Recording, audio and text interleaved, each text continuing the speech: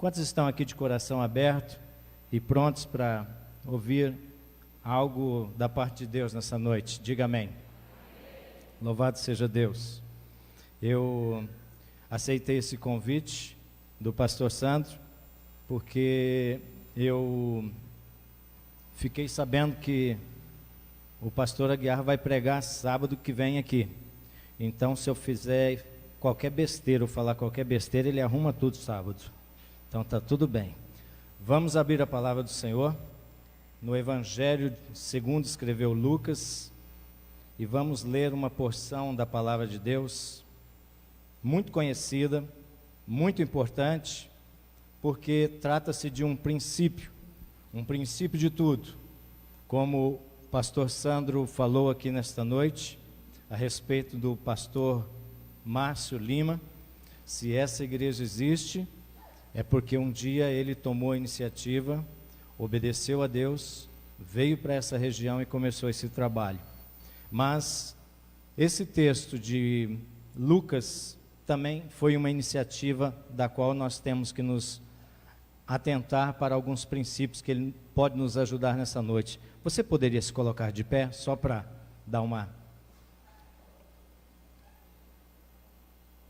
Lucas capítulo 5, é um texto conhecidíssimo, que traz consigo princípios maravilhosos para a nossa vida, e que nós podemos aprender dele nessa noite.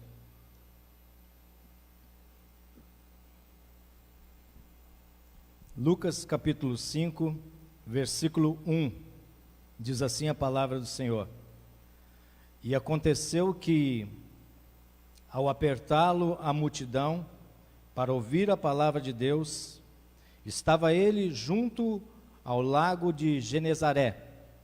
Viu 2 barcos junto à praia do lago, mas os pescadores, havendo desembarcado, lavavam as redes. Entrando em um dos barcos, o que era o de Simão, pediu-lhe que o afastasse um pouco da praia, e, assentando-se, ensinava do barco as multidões.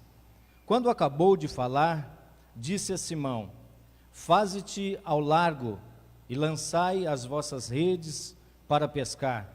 Respondeu-lhe Simão: Mestre, havendo trabalhado toda a noite, nada apanhamos, mas sobre tua palavra lançarei as redes.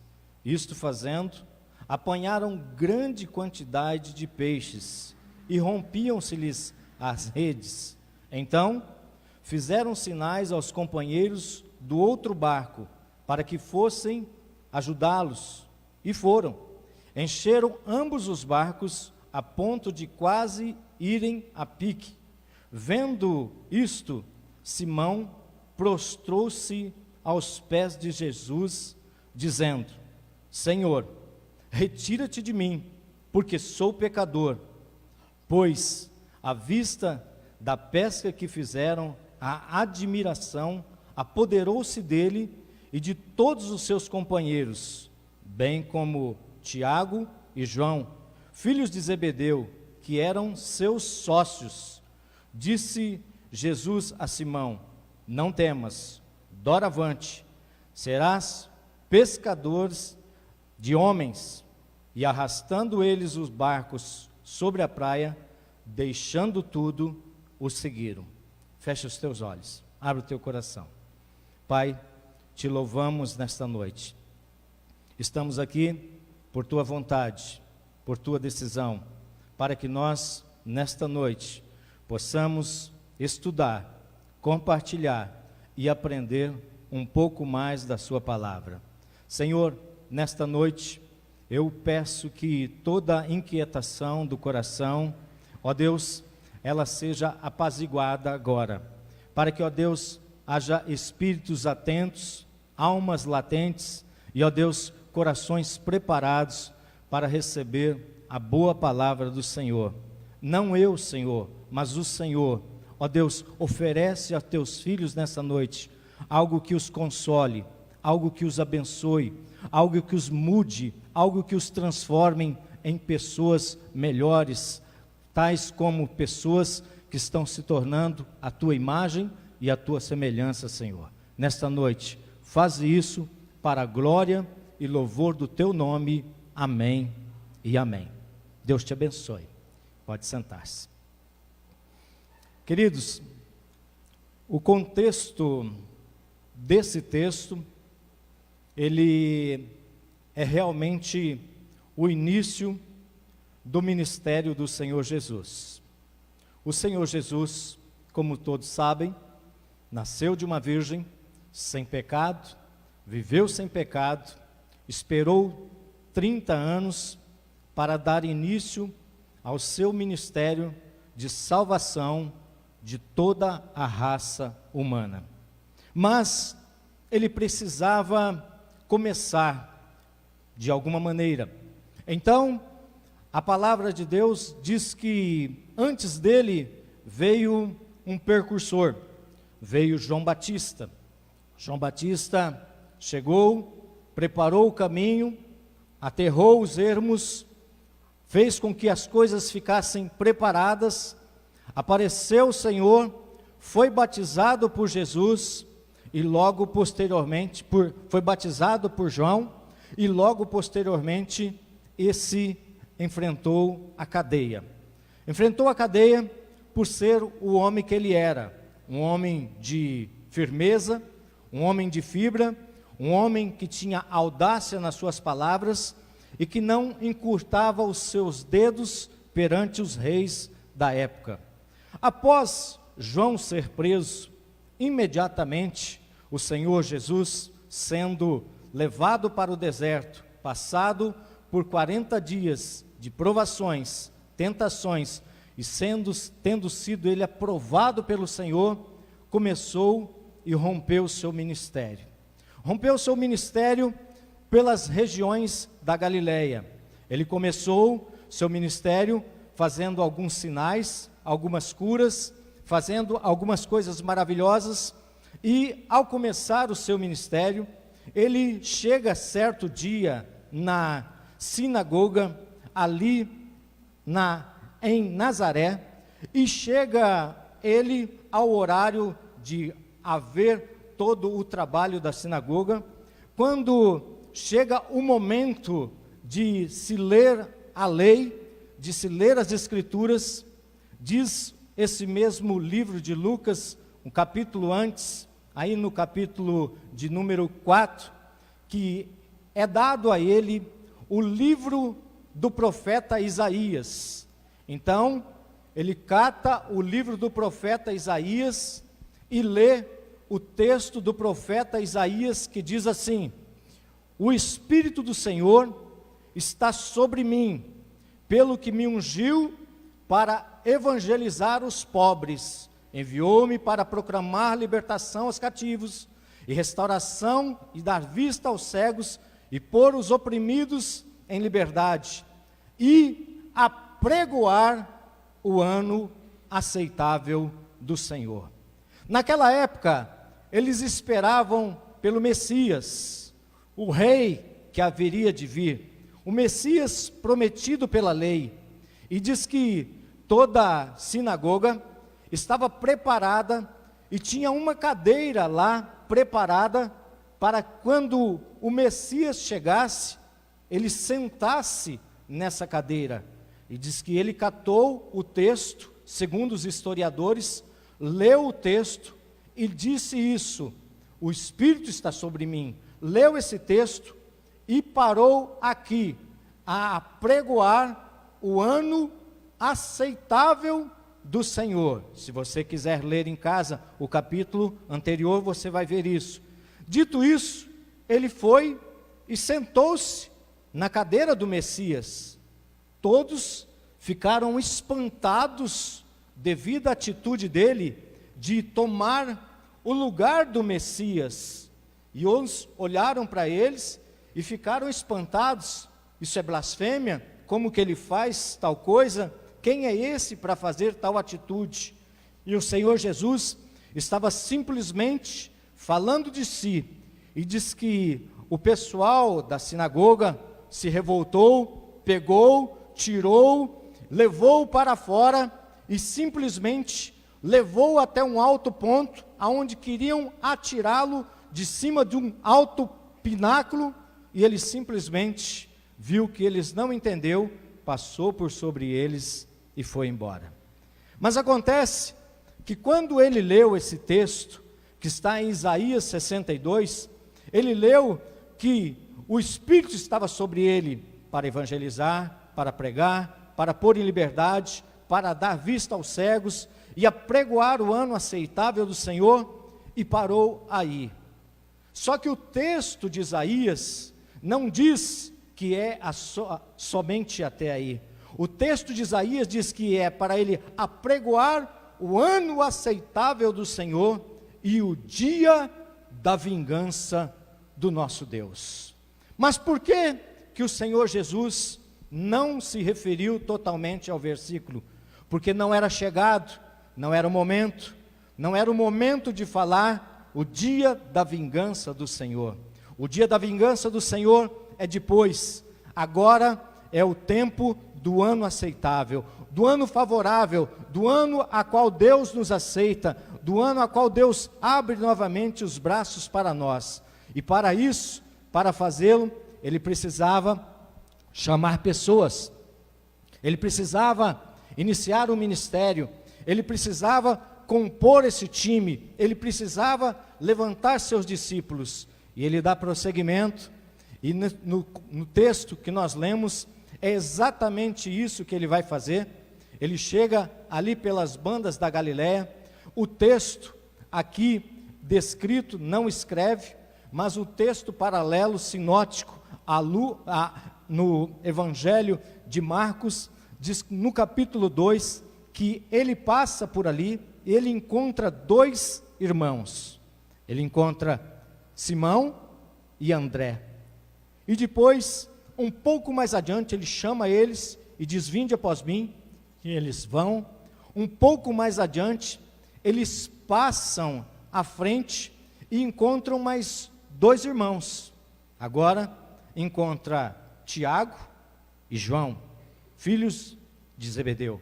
E ele chama esses, e diz que esses estavam também ali após a pesca, consertando suas redes. Consertando suas redes. Estavam pescando, estavam consertando suas redes. O que esse texto nos diz, e o que esse texto nos mostra, e o que esse texto nos ensina, é que essas duas coisas são as coisas básicas que a igreja representa. A igreja é como uma rede. A igreja é como uma rede que passa pelo mundo e pesca todos os tipos de peixe, diz o Senhor Jesus. Depois é separado, depois é preparado. Mas a tarefa básica da igreja está exatamente dentro disso, de você pescar, aprender a pescar e, vez por outra, você parar para consertar as redes. Quando diz consertar as redes, é você consertar aquilo que precisa ser consertado na sua vida, na vida da igreja, na vida do discípulo, na vida daquele que serve o Senhor, naquele que se dispôs a servir a Deus, na vida daquele que se entregou a Jesus Cristo. É exatamente isso que a Bíblia está dizendo quando está dizendo consertar redes. Agora, esse texto aqui nos mostra algumas coisas que são básicas e que não são coisas muito diferentes daquilo que você tem ouvido no seu dia a dia. E hoje à noite eu quero, com toda simplicidade, simplesmente só te lembrar, só te orientar, só reformular na sua mente coisas que você precisa saber acerca do que é ser um discípulo de Jesus Cristo, a qual Ele chama para servi-lo e para crescer.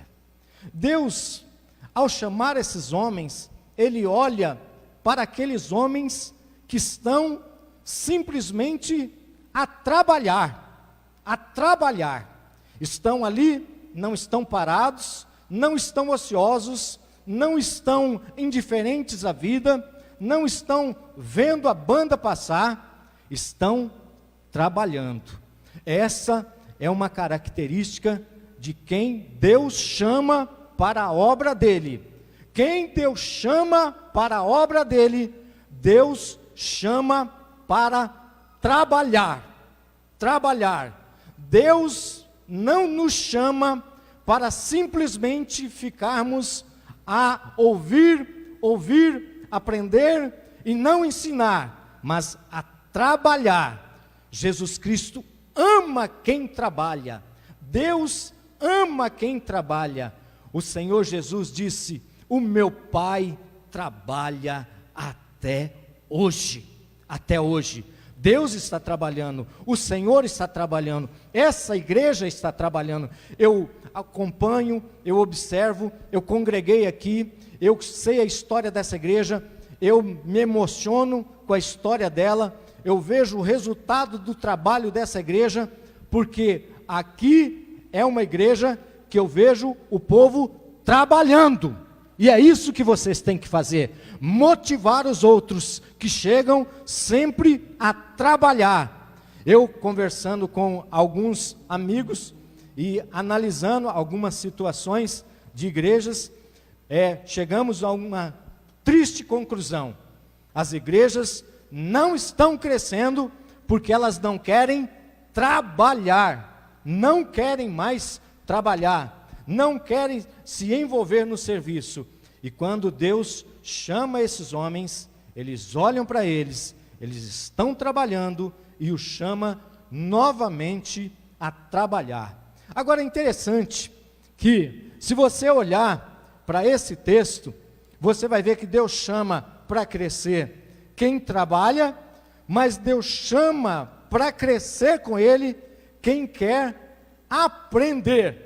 O versículo de número 3 diz que, entrando, melhor dizendo, em um dos barcos, o que era de Simão, pediu-lhe que o afastasse um pouco da praia. Ele disse: Simão, eu vou entrar aqui, o povo está do lado de lá, não vou conseguir ficar de frente com eles, vou entrar no seu barco, rema um pouquinho para trás, a maré vai dar contra eles, a minha voz vai se tornar mais audível, e eu vou ensiná-los. Deus está tão interessado em que você aprenda, Deus está tão interessado em que você descubra, Deus está tão interessado em que você cresça, que você amadureça, que você não faz nem sequer ideia. Às vezes nós nos colocamos aqui à frente de vocês, temos esse pequeno tempo para poder tentar encaixar aquilo que nós estudamos, aquilo que foi colocado por Deus no nosso coração, tentar jogar para dentro do vosso coração, da vossa mente, da vossa alma, aquilo que nós gostaríamos que você aprendesse, para que a sua vida se transforme, para que a sua vida mude, para que seu casamento melhore, para que a educação lá na sua casa seja outra, para que os seus filhos tenham um sentido melhor para a vida deles, para que a sociedade a qual você está inserida veja que você é uma pessoa que é diferente, que você tem um pouco mais do que eles, e note em você esse sal, essa luz, e queiram também aprender um pouco com você, porque é isso que Jesus quer. Jesus, Ele quer nos ensinar, mas nós só aprenderemos de Jesus se nós realmente nos esforçarmos, se realmente nós nos dispusermos, se nós realmente, como diz o versículo de número 4, nos submetermos a Ele. Quando Ele disse: olha, leve-me para lá, e eu vou falar. E diz o versículo 4, que quando Ele acabou de falar, disse a Simão, a Pedro: Simão, aqui é Pedro, Simão, faze-te ao largo, lançai as vossas redes para pescar. Simão ouviu aquela ordem do Senhor. Eu conjecturo, posso pensar, será que ele vai comigo? Já estou dentro da água? Eu acho que não. Deve ter remado até a margem, subiu seu companheiro de pesca e ficou pensando. Pesquei a noite inteira.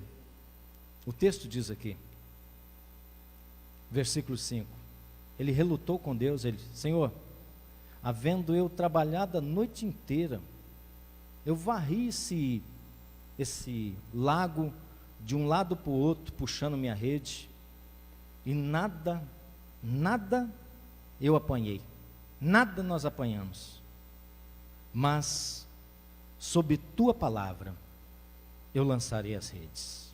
Sob tua palavra. Nós aprendemos quando nós realmente nos submetemos, quando nós obedecemos. Sabe por quê? Porque Deus, que quer nos ensinar, sabe tudo, sabe tudo. Tudo que você imaginar, Ele sabe. Ele sabe o que você está pensando aí. Ele sabe quantos cabelos tem na sua cabeça aí.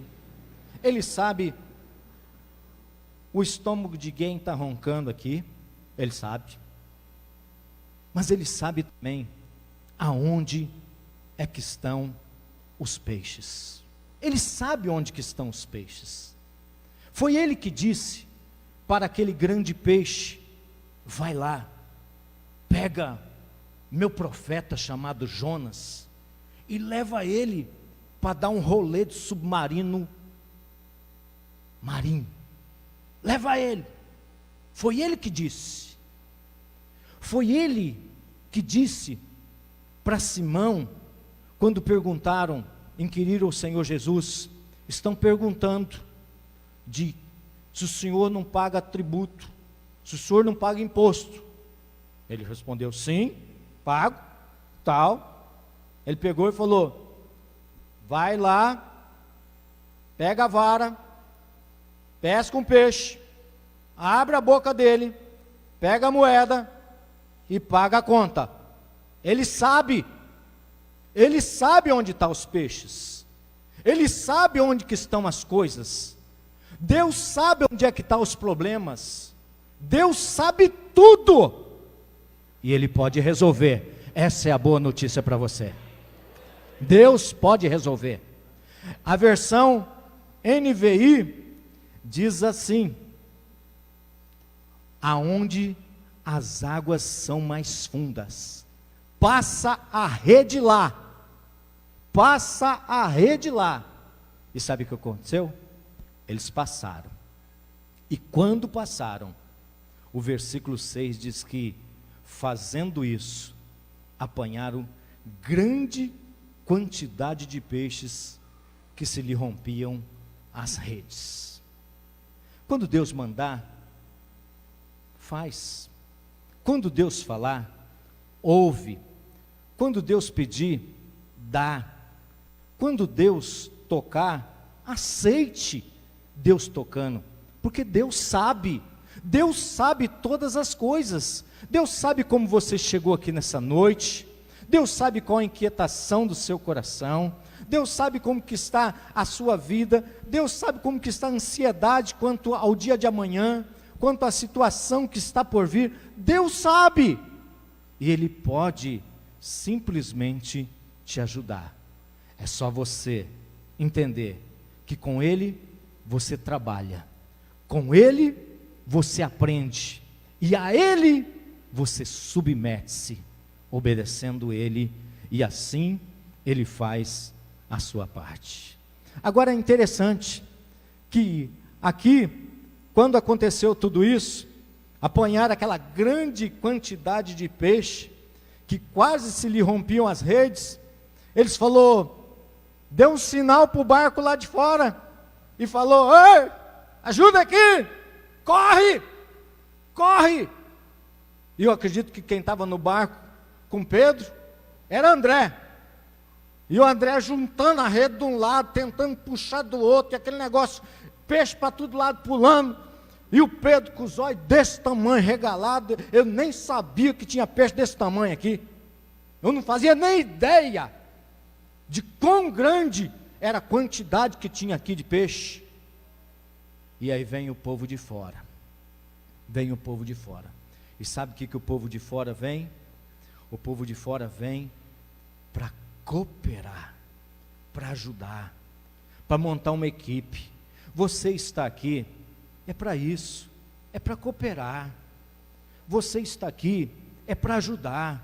Você está aqui para ajudar, segurar de um lado da rede, para pegar na outra ponta da rede, para pegar, limpar uns peixes, e de vez em quando, com toda sinceridade, olha, meus irmãos, tem uns peixes que é fedido, hein?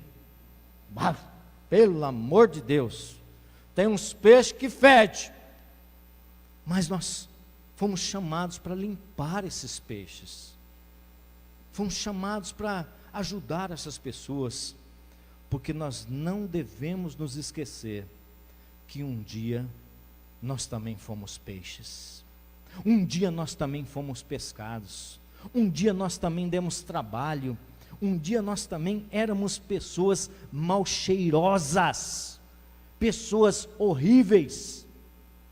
Olha, vira e mexe, a gente como pastor, a gente fica ouvindo alguns comentários de algumas pessoas, falando: eu não quero ficar mais na igreja não, porque na igreja tem muita gente falsa, tem muita gente cínica, tem muita gente com a língua grande, tem muita gente dissimulada, tem muita coisa, então não quero, não é o meu caso. Eu vou lhe falar uma coisa, olha, a igreja é como a arca de Noé, é como a arca de Noé, realmente é uma arca, e lá dentro dessa arca tem de tudo, meus irmãos. Se você pensar lá dentro dessa arca, tem. Não pense que a arca é um lugar gostoso de estar, não, porque lá dentro tem elefante, tem formiga que belisca, tem elefante que faz um tanto de sujeira, e vocês sabem de que sujeira que eu estou falando, né? E vocês imaginam como é que isso cheira. E não pensa que é uma coisa assim que podia limpar, assim, falar: opa, equipe da faxina, hoje é vocês, escalado lá na área dos elefantes, e cata tudo e joga tudo para fora. Não, meus filhos, não, meus queridos. A Bíblia diz que quando Deus jogou todo mundo lá dentro, falou: daqui ninguém sai, daqui ninguém os tira, selou por fora, nem o cocô sai, vocês vão ficar cheirando tudo, vocês vão ficar convivendo com tudo, vocês vão aprender a viver com tudo. É assim, é a igreja, é o povo de Deus, é aquilo que Deus quer fazer. Mas quando eu abrir a porta, quando a arca parar, vocês vão ver descortinado o mais belo dos horizontes. Quando a igreja subir, a primeira vista que você vai ter é a gloriosa presença daquele que te salvou. Aleluia! Compensa, vale a pena, porque lá dentro tem sujeira, lá dentro tem dificuldade, lá dentro tem gente de tudo quanto é tipo, mas lá fora está todo mundo morrendo e não vai salvar ninguém. É melhor ficar na igreja, é melhor ficar na igreja. Agora, se vai ficar na igreja, é melhor que você fique na igreja fazendo algum tipo de cooperação. A Bíblia diz que nós somos cooperadores. Eu coopero, eu trabalho junto, eu adiciono, eu agrego. É impossível dentro de uma igreja você não achar nenhum ministério. E é impossível você dizer que dentro da igreja você não tem nenhum ministério, porque a Bíblia diz que a todos foi lhe dado o ministério da reconciliação. Todo mundo é um reconciliador. Você pode reconciliar pessoas com Deus. Esse ministério está à nossa disposição. Agora, é interessante que Jesus espera que a gente trabalhe, que a gente aprenda, que a gente se submeta, que a gente coopere, mas Ele espera sinceramente, é que a gente, quando ver o agir dEle, quando ver o trabalhar dEle, simplesmente nós reconheçamos e admitamos quem é Ele e quem somos nós. O versículo de número 7, ou melhor, versículo de número 8, diz o seguinte: que vendo isso, Simão Pedro prostrou-se aos pés de Jesus: Senhor, retira-te de mim, porque sou pecador. Olha o versículo 9: pois à vista da pesca que fizeram, a admiração se apoderou dele e de todos os seus companheiros. Os feitos do Senhor, os feitos de Cristo, eles devem realmente nos tocar. Ele deve nos colocar nos nossos lugares. Ele deve realmente nos colocar dentro daquele senso nosso de indignação em saber quem é o Senhor e quem somos nós. Quem é o Senhor e quem somos nós? É mais ou menos como Isaías disse: ai de mim, porque vi o Rei. O Senhor é o Senhor, nós somos nós. Mas diante daquilo que Ele faz, diante daquilo que Ele pode e irá fazer, nós temos que nos colocar dentro dos nossos lugares, para que nós possamos ser aprovados por Deus. Porque é exatamente isso que o versículo 10 diz. Diz que, a bem de como Tiago e João, filhos de Zebedeu, que eram seus sócios, Jesus disse a eles: olha, à vista de tudo o que vocês são, e à vista de tudo que eu sou, vocês agora venham após mim. Venham após mim. Vocês são aprovados por mim. Venham após mim, e eu vos farei pescadores de homens. Pescadores de homens. Você não entende, talvez ainda, o privilégio e a doçura que é levar uma alma aos pés do Senhor Jesus, se você ainda não o fez. Mas o dia que você o fizer, o dia que você assim o realizar, você vai ver que é a coisa mais preciosa que você já pode ter feito nessa vida. A coisa mais preciosa que existe nas nossas vidas é a gente ter o doce privilégio de servir de ponte, de servir de caminho, de servir de luz, de servir de sal, para alguém sair das trevas para a luz, para encontrar salvação no Senhor Jesus. No Senhor Jesus.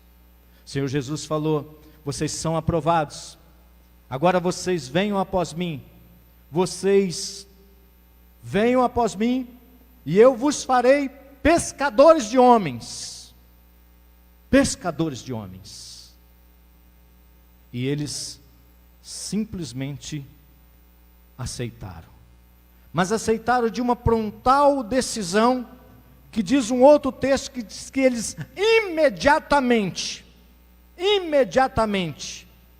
deixaram tudo para trás. Tudo para trás. tudo: barco, pesca, família, tudo que podia estar impedindo. Agora não pensem vocês que isso foi fácil, porque muitas vezes para a gente fazer isso, o que a gente precisa fazer nas nossas vidas são renúncias, e foi o que eles fizeram. Renunciaram à vida que tinham, ao estilo de vida que levavam. E não pense que foi tão fácil assim como você está pensando, porque eles deixaram tudo num dos melhores dias de negócio da vida deles. Eles nunca tinham pescado daquele jeito. Eles nem sequer sabiam que ali tinham tanto peixe. Eu imagino a cena. O Pedro desesperado, olhando aquele monte de peixe. O André tentando segurar e peixe querendo pular. E aí aquele desespero, ele pega e grita lá para o João, que está lá na praia: ô João, seu celular tem área? Manda um WhatsApp para o frigorífico Tavares, que nós estamos ricos, homem. Estamos ricos. Passa um zap lá para o Tavares, vê quem quer comprar esses peixes. Foi num dos melhores momentos dos seus negócios. E às vezes pode acontecer conosco, naqueles melhores momentos que a gente pensa que nós estamos, é que o Senhor Jesus vai chegar para nós e vai nos falar: entrega, renúncia, dê a mim, prove teu amor, prove o quanto tu queres me servir. Já contei aqui à vista de alguns, conto de novo, quando o pastor Sandro e a irmã Antônia saíram da igreja na qual nós estávamos juntos, pastoreando, eu e ele. E ele foi para Vargem Grande do Sul. O Sandro com uma paixão enorme no coração, aquele coração cheio de fervor pelas almas, aquele coração ardente por dentro, querendo servir a Deus. E eu orei a Deus e falei: Deus, eu não tenho como segurar esse moço aqui. Ele não é o perfil dele aqui ser um auxiliar, ele é um capitão. E capitão tem que pilotar o barco. A pastora Guerra disse que a melhor maneira de você pôr um barco a pique é deixar dentro dele 2 capitão. Um dos 2 vai afundar ele. Eu falei: como eu não quero que ele afunde esse aqui, vai você. Eu fico. E ele foi. Só que ele foi numa condição difícil, uma situação complicada. Porque ele estava trabalhando, e ele trabalhava há 12 anos na Graber. Isso, 12, muitos anos. E se ele pedisse a conta, ele perderia tudo. Eu falei: eu não tenho o que fazer. Ele entrou de férias e tinha uma congregação em Vargem Grande do Sul precisando de um pastor. O pastor de lá ligou para mim e falou: você não tem um obreiro aí para mandar? Eu falei: eu tenho um prontinho, saiu do forno agora, está quentinho, viu? No jeito. Ele falou: manda ele para cá. Conversei com ele, conversei com a Antônia. Falei: vai nas férias. Ele entrou de férias, faz um teste, fica um mês lá. Se Deus abençoar, você fica. Foi, ficou. Terminou as férias, ele não voltou para os trabalhos dele. Colocou diante de Deus, entregou, renúncia, a ponto de perder tudo. Deixou a casa aqui, mudou para lá. A casa ficou fechada, a gente teve que ajudar a arrumar uns inquilinos. Arrumou uns inquilinos ruins que não pagava, deu mais dor de cabeça para ele ainda. Mas não voltou para trás. Foi e ficou. Porque às vezes Deus pega a gente nos momentos assim que a gente está tão tranquilo, está tão bom, e Deus fala: chega, agora vai.